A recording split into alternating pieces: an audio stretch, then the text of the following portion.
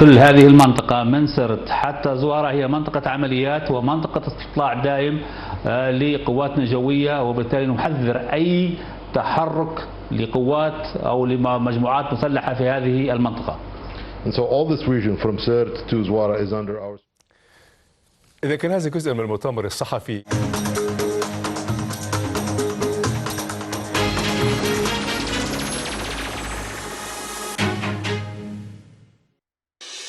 مع نهاية يوم وبداية يوم جديد نقدم لكم رؤية تحليلية وقراءة متأنية لأهم ما طلعتنا به صحف القاهرة الصادرة صباح اليوم في طبعتها الأولى. نرصد الخبر، نطالع فيما بين السطور في نسخة تلفزيونية جديدة من صحافة الغد، يأتيكم في الأوقات التالية.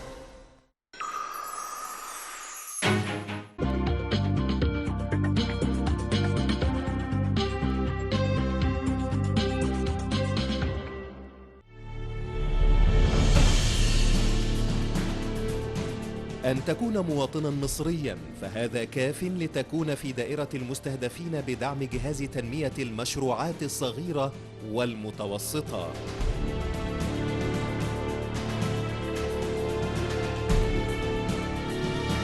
المساعدة الكبيرة اللي هم اللي ساعدوا معايا فيها ونفذوا معايا فيها ان هم مولوني بالمبلغ اللي انا كنت محتاجه. أن تكون لديك رغبة جادة في بناء مشروع خاص فهذا في تحرير العاصمة طرابلس.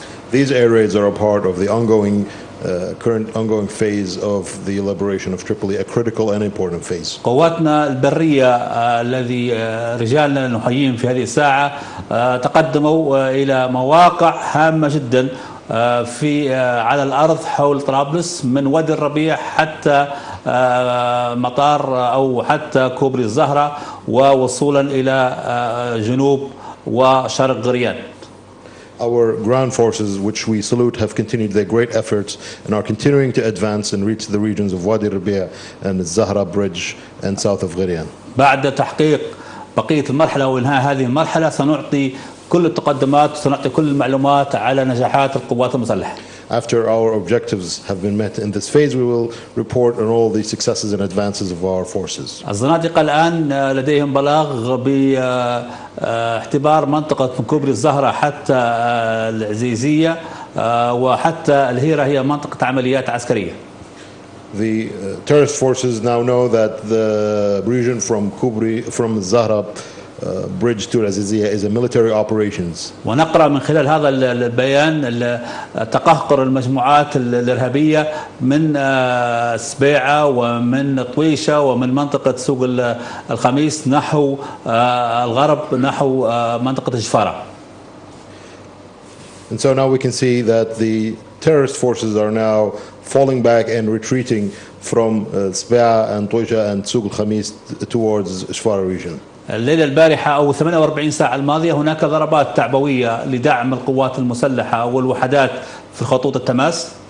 Over the past 48 hours, our air raids continued to support our ground troops. وهناك ضربات استراتيجية لمخازن ذخيرة وغرف عمليات وتجمعات خاصة في طريق السواني الكريمية الجبس.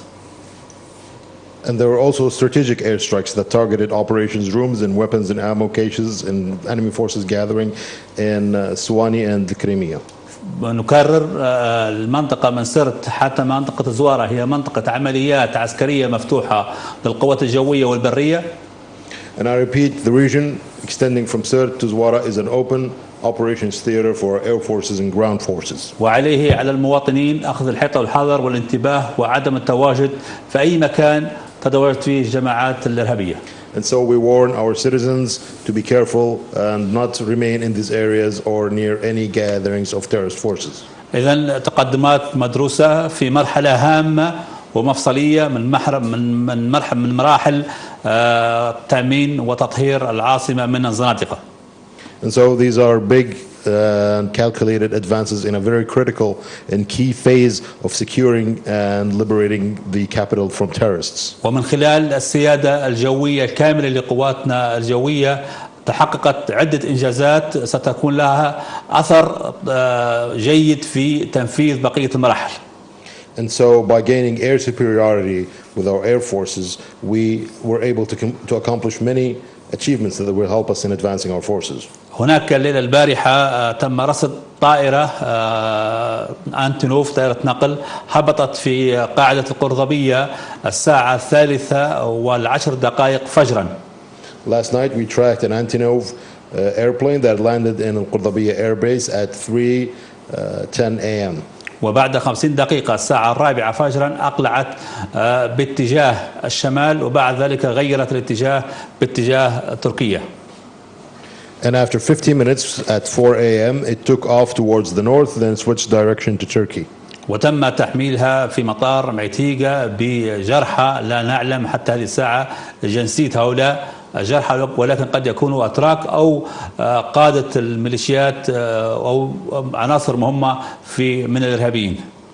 And so it was in Maytiga Air Base. It was loaded with injured individuals. These could be the Turkish nationals or militia terrorist leaders or key individuals. وهذه المخاطرة من هذه الطائرة بالهبوط في هذه الساعة وأثناء قصف القوات الجوية لأهداف داخل القاعدة يدل دلالة قاطعة أن هناك أمر كبير وقع في صفوف الإرهابيين أو في صفوف الغزاة الأتراك.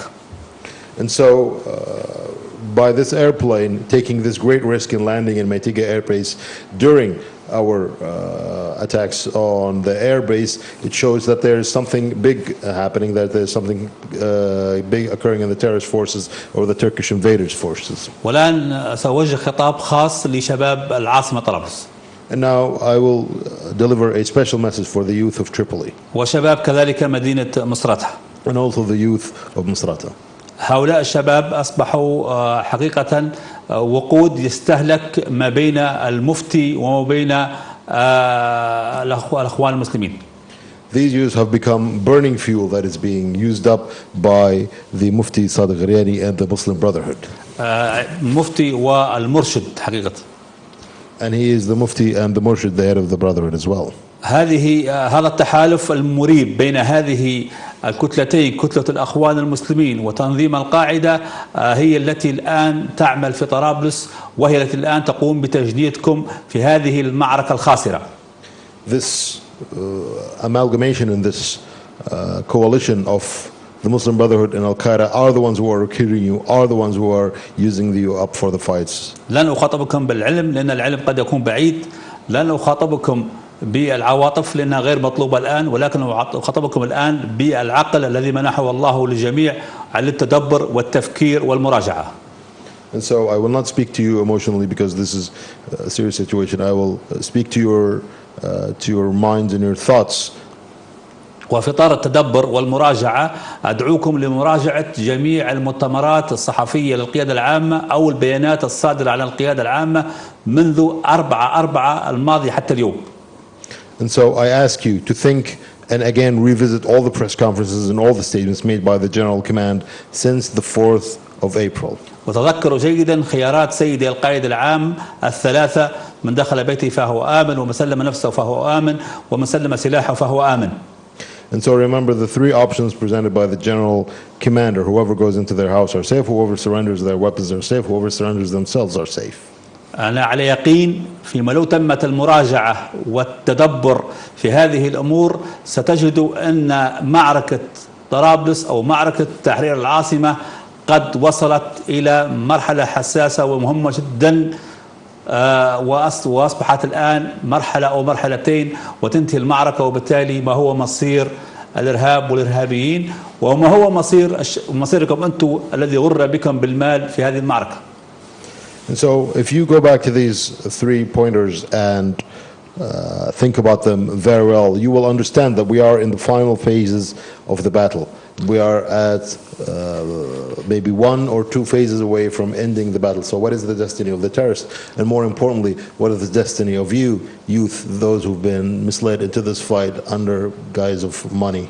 الخيارات الثلاثة أعطيت من سيدي القائد العام لطمأنة الشباب ولبث روح وطنية ولإعادة التفكير في المرحلة سواء السابقة سواء الحالية من هذه المعركة. And so these 3 options were presented by the General Commander to reassure the youth and spread a spirit of of nationalism and allow you to reconsider your positions.